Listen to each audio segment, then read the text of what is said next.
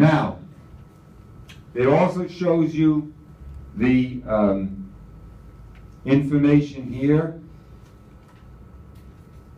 on what type it is, the price. See, $35 for that Google Chromecast. It's amazing. All right, let me get back to my presentation. Everybody clear on that? Good.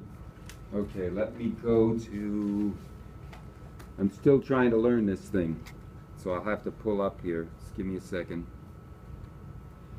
Okay, here we go. Boom, boom, boom, boom, boom, boom. All right, now, streaming programs. These are the most popular streaming programs. Unfortunately, Adobe Flash Player is where a lot of YouTube videos are in. And Adobe's not a very secure technology. You got to be careful when you for the Adobe, because a lot of Flash videos have been infected. And the way to avoid that is to just use it sparingly. There's a difference between the Flash Player itself. It's called, the videos are called FLV, by the way. That's the extension, flashvideo.flv. There's Real Player, which is very good. You can get that as a separate item, and Real Player actually has a cloud application, which is amazing. We'll talk about the cloud in the future. Windows Media Player, which everybody has as standard on every computer just about. And QuickTime, which is Apple's streaming program. So you can actually do a keynote address or something, you can see it, or whenever Apple makes a major announcement, I just simply go up there and I see it streamed live. If you get into it, you sign up to be part of it, and you can see the speech coming live from where it is. It's an amazing technology, this streaming. Here's some examples that we're going to look at today.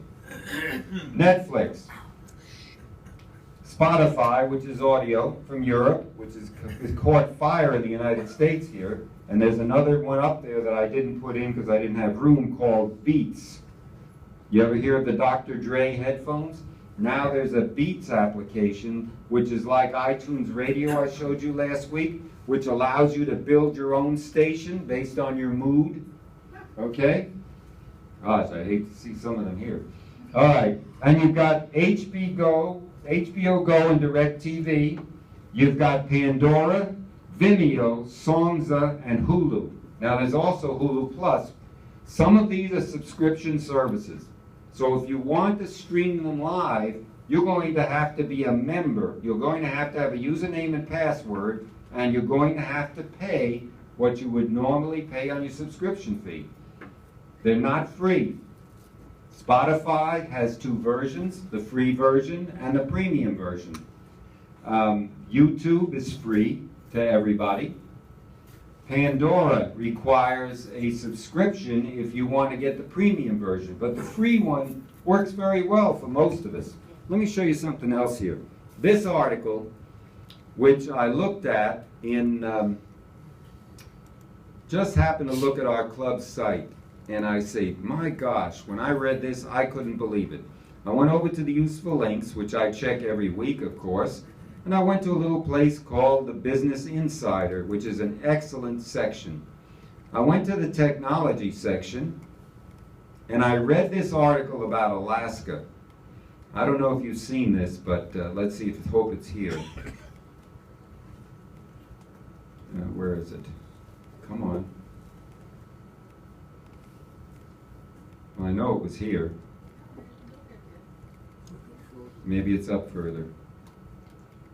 What they're saying is somebody left their internet on by mistake when they were streaming Netflix, and it caused them to have a bill of over $2,000 because streaming is tremendously data intensive. So if you're going to Netflix and you're streaming it and you'd forget about it, fall asleep and leave it on, you could eat up data. You could eat up 2.3 gigabytes in 1 hour of high-definition video, is what it said. I hope I could find that article. I'm still looking. Give me a sec. When you see Alaska, that may be there. Let's see. Next time. Oh, even Barack Obama gave Netflix a giant endorsement. It's the #1 streaming movie application of its kind in the world. Come on. Yeah, this is a lot of good stuff on here. There it is. Let's take a look at this. Why people in Alaska can't watch Netflix without fearing a $100 surcharge. Okay, let me see if I can make this a little larger for you. There we go. Can you see that a little better? Yeah. This woman, KC, the most expensive movie my sister ever watched cost $100 and she slept through half of it. She lives in Bethel, a small city in western Alaska, one of many rural villages and cities dealing with something that most people will be hard-pressed to imagine: internet data caps. Remember I told you that after a while your Comcast is going to cap you if you're doing too much streaming, and they see everybody doing it. They can cap or throttle your internet speed, so you cannot get it at full stream speed, which can affect the quality. When people in Bethel pay their monthly broadband bill, they're paying for a fixed amount of internet data, generally 25 gigs per household, and the overcharge fees are outrageous. She pays $100 a month for 25 gigs of data. One night, she and her roommate decided to watch a movie on Netflix. Both of them fell asleep halfway, but the movie played till the end, eating up 2 gigabytes of data, too many, and doubling their bill for that month. 1 hour of high definition on Netflix can use up to 2.3 gigabytes of data. Okay? And the notion seems crazy to anyone with unlimited internet. Anyone used to what they call binge watching entire seasons of their favorite TV show. In New York City, you can pay as low as $30 a month to Time Warner to have unbounded wireless internet, but you have no concept of how much 25 gigabytes of data really is, and many people don't either. The average customer doesn't have a clue to what they're doing. I hate to say it, but they don't. There were 2 girls who had unwittingly no Dropbox. You know what Dropbox is? That's one of those cloud-type applications.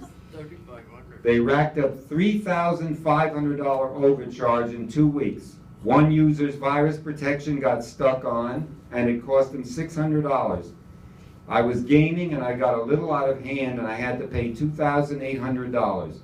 One's 2 6-year-old girls spent $2,000 playing an online preschool game. Their mom was totally unaware what was going on until she got the bill. And they've got to pay it. There is no way of getting out of it. No way. What happens if you don't pay? You don't pay, they cut off your account. Cut off your service. That would be great. Right. Yeah, that would be great. Sure. Nobody likes to talk about it, but porn drives the nation, and that kind of stuff puts people over the roof. Entertainment data costs more. Data caps completely change the way people use the internet. You could send countless emails on 25 gigs of data, but any sort of streaming or video gobbles it up. In Alaska, there's no avoiding the cap data or astronomical overcharge fees. There's an example right there. Download speed 56, upload, included usage, $24.99 can go up to $99 a month for half of what we get. Time, Comcast, AT&T, and Time Warner have all experimented with data caps in the last years. And someone said it's like boiling a frog. Carriers are totally expanding trials and experiments in order to make meters, caps, and overages stand for everyone. And guess what? If they get these improvements, you're going to be paying on it. Have you looked at your latest cable bill, folks? They've gone up. All right. So now. So why is this better than buying a DVD? Yes. Yeah. Well, It's better because, well, it depends. It's better because you're not going anywhere to get it. You're not physically leaving the house to travel. For a lot of people who have bad weather areas right now, it saves them. In Florida, I admit there's an example there. Yeah, I mean, Florida might be an exception to the rule.